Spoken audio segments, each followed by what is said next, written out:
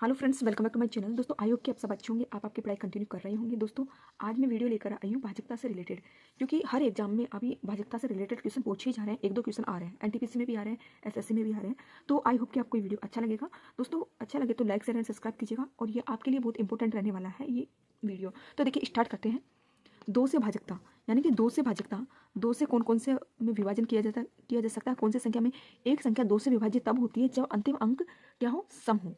यानी कि क्या क्या हो सकता है, 0, 2, 4, 6, 8। ये दो से तब विभाज्य होगी जब अंतिम अंक क्या होगा, सम होगा। नेक्स्ट, चार से भाजकता, चार से भाजकता यानी कि एक संख्या चार से विभाजित तब होगी जब अंतिम अंक चार से विभाज्य होगा। यानी कि अंतिम अंतिम दो अंक चार से विभाज्य होने चाहिए। तो देखिए, अंतिम दो अंक ये चार से विभाज्य 144, 156 भी चार से विभाजित है।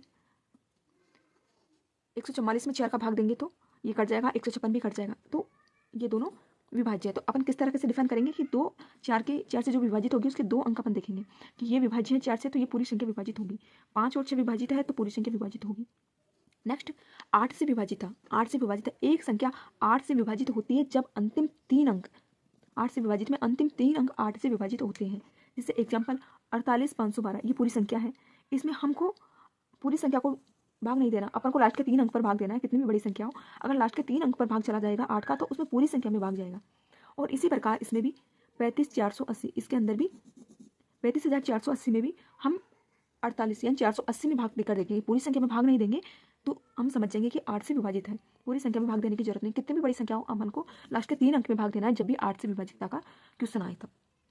नेक्स्ट, 16 से विभाजितता, 16 से विभाजित है। एक संख्या 16 से विभाज्य तब होती है जब अंतिम अंक चार अंक 16 से विभाज्य होंगे। यानी कितनी भी बड़ी संख्या हो, लेकिन जब चार अंक, लास्ट के चार अंक विभाज्य हो रहे हैं 16 से, तो ये पूरी संख्या 16 से विभाजित होगी।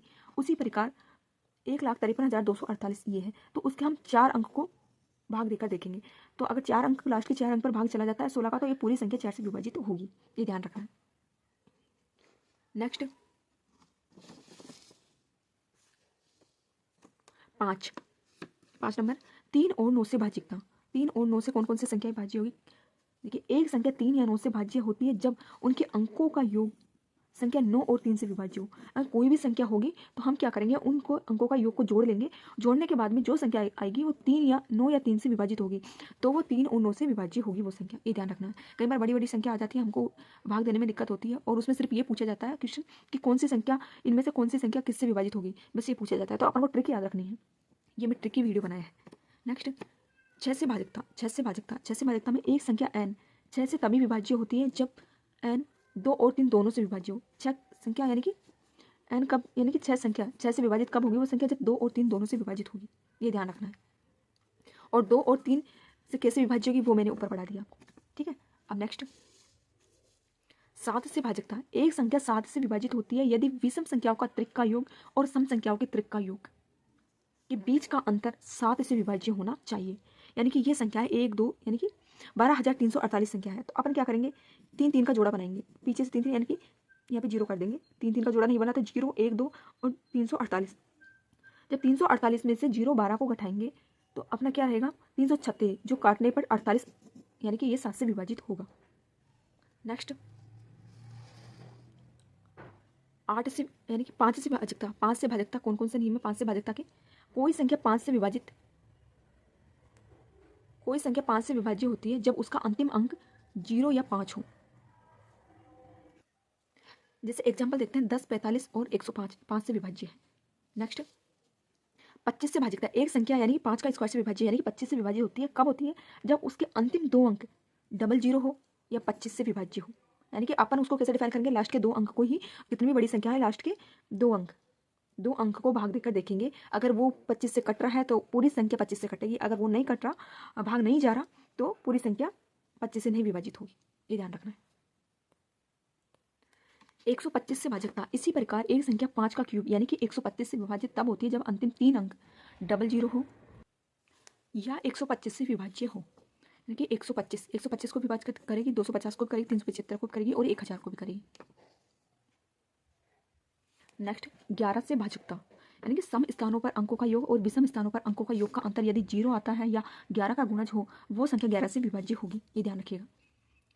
13 से भाजकता यदि दी गई संख्या का इकाई अंक को 4 गुना यानी 4 गुना करके शेष संख्या में जोड़े जाते हैं, यानी कि जैसे कि, तो वो संख्या 13 से विभाज्य होगी। जैसे कि 169 यानी कि 16 प्लस 900, 9 इंटू 4 यानी 9 चौक 36, 36 और 16 कितने होंगे 52, 52 में 13 का भाग जाता है, तो ये हो जाएगा। ठीक है, इसी तरीके से हम जो भी बड़ी संख्या होगी उसको हम इसी तरीके से डिफाइन करेंगे।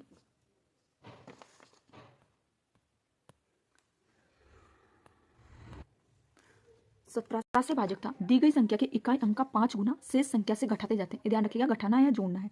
17 में घटाना है, 13 में जोड़ना है, यानी कि दी गई संख्या के इकाई अंकों को कितना गुना 5 गुना करना है, शेष संख्या से घटाते जाना है। जैसे कि 391 यानी कि 39 माइनस 1 इंटू 5, तो क्या होगा इसका, यानी कि 39 में से 5 घटाएंगे तो 34 आंसर आएगा, जो कि 17 से विभाजित है। ये ध्यान रखना है। 7, 11, 13 से भाजकता जब किसी 3 अंकीय संख्या को 1001 से गुणा किया जाता है तो वह स्वयं को दोहराती है तथा सदैव 7, 11, 13 से विभाजित होगी। ये ध्यान रखना, अगर जैसे कि 3 के जोड़े से रिपीट हो रही है कोई संख्या ऐसे, तो वो संख्या 7, 11 और 13 से विभाजित होगी। ये ध्यान रखना है, ये इंपॉर्टेंट है। ये देखिए नेक्स्ट 3, 7, 13, 37 से भाजकता 3, 7, 13, 37 से भाजकता जब किसी संख्या को 10,101 से गुणा किया जाता है तो वह सदैव 3, 7, 13 और 37 से पूर्णतः विभाजित होगी।